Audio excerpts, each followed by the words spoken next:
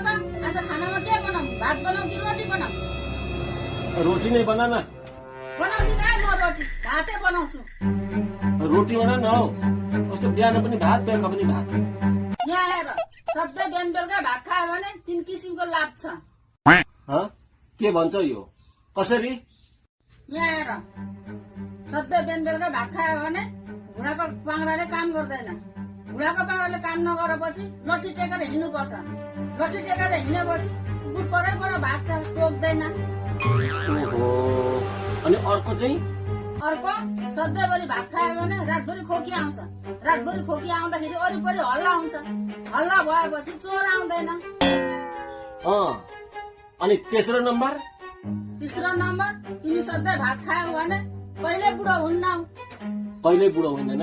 कसरी? कसरी भने तिमी सधैँ भात खायो भने अनेथक्क बिमाले भेट्छ। अनेथक्क बिमाले भेटेपछि तिमी सिधै स्वर्गे जान्छौ। अनि बुढो कहाँबाट हुन्छौ?